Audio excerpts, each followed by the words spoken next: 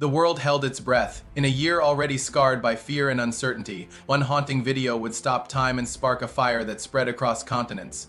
A man lay face down on a Minneapolis street, gasping for breath, his pleas echoing through the lens of a stranger's phone. The world watched in horror. And in that moment, George Floyd became more than a man. He became a mirror, reflecting the deep wounds of injustice that had festered for centuries. This is the story of how a single life lost ignited a movement for dignity and change that shook the world to its core. It was the evening of May 25, 2020, in Minneapolis, Minnesota. The sun had begun its slow descent, casting a golden glow over a city already strained by a deadly pandemic and decades of racial tension simmering just below the surface. On a quiet corner outside Cup Foods, a small grocery store, a man named George Perry Floyd Jr. would become a name etched into history not for his life story, but for the brutal manner of his death. George Floyd was a father, a son, and a man searching for stability.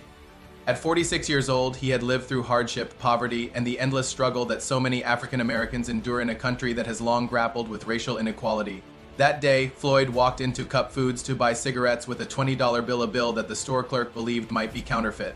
A simple accusation, a routine call to police, and a life that would soon be extinguished under the weight of injustice. When officers arrived, tension filled the air. In minutes, Floyd was handcuffed and led outside. He did not resist violently. His voice carried no aggression, only confusion and fear. And then came Derek Chauvin, a veteran officer with his hands in his pockets and an expression of cold indifference.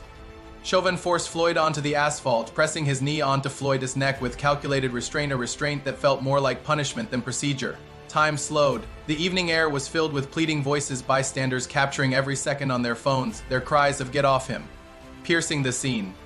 But none of it moved Chauvin. For 9 minutes and 29 seconds, the officer knelt as Floyd begged for his life, whispering, "I can't breathe." Those 3 words, repeated again and again, became a haunting chorus, a plea heard around the world. As Floyd's body grew still, as his life drained away, an uncomfortable silence replaced the cries of protest. There was no sudden rush to save him, no urgency from those sworn to protect life. There was only the weight of a knee and the weight of centuries of injustice pressing down on one man's neck. The video spread like wildfire across social media. Millions watched in horror as the reality of police brutality was laid bare in chilling detail. This was not just an isolated incident. It was a window into a long history of systemic racism, of lives cut short and justice denied. The death of George Floyd ignited something deep within people, a collective outrage that could no longer be contained. The world had been forced to witness what Black communities had been shouting for generations. This is the cost of silence. Within hours, protests erupted in Minneapolis. Within days, cities across the United States burned with anger and grief, streets filled with chants of justice for George Floyd and Black Lives Matter.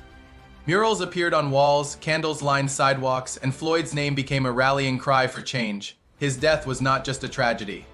It was a mirror held up to a nation's conscience, demanding that it finally see. The days that followed felt like a storm of grief, rage, and unrelenting determination. Minneapolis was the epicenter, but the shockwaves of George Floyd's death rippled far beyond its streets. Protesters, masked from the pandemic but unafraid of the risk, filled the roads. They raised fists to the sky, their voices uniting in a thunderous demand for justice. For some, it was a march for Floyd alone. For others, it was for every name that had been forgotten: Trayvon Martin, Breonna Taylor, Eric Garner, countless others who had died before him. Night after night, the protests grew. Tear gas filled the air, rubber bullets fired into crowds, and National Guard troops lined the streets. The flames of burned-out buildings became symbols of anger, while peaceful marches in other cities painted a portrait of hope and solidarity. The movement was unstoppable. It wasn't just about one man anymore. It was about centuries of oppression, about voices long ignored finally shaking the foundations of power. But this was not only America's reckoning. Around the globe, people took to the streets. London, Berlin, Paris, Sydney, Seoul, Nairobi. Millions marched in solidarity, holding signs in languages from every corner of the earth, declaring that Black Lives Matter everywhere. Statues of slave traders and colonial leaders were torn down. Police policies were questioned, and conversations about race and justice reached boardrooms, classrooms, and governments. For weeks, the entire planet seemed united in outrage and sorrow, demanding a future where no one would have to cry, "I can't breathe." In Minneapolis, Derek Chauvin was arrested and charged with murder. His trial became a historic moment, a rare instance where an officer was held accountable for the death of a Black man in police custody. In April 2021, Chauvin was found guilty on all charges, a verdict that brought tears of relief. But also a sobering reminder, one conviction could not erase centuries of systemic inequality. Justice for Floyd was just a beginning. George Floyd's name became more than a hashtag. It became a movement, a symbol, and a warning. His image was painted on walls from Minneapolis to Nairobi, a face that reminded the world of its shared humanity. In his death, Floyd became both a tragedy and a catalyst for change. And yet, as powerful as the protests were, the question lingers. Has the world truly changed, or did it simply witness another moment of outrage destined to fade? That is the lesson Floyd's story leaves us with, the reminder that justice is not a single verdict, not a single march, but a lifelong struggle. His death forced the world to look into a mirror and see its failures. Whether that reflection sparks lasting change is a choice humanity still has to make. The image of George Floyd pinned to the ground, gasping for breath, will never be forgotten.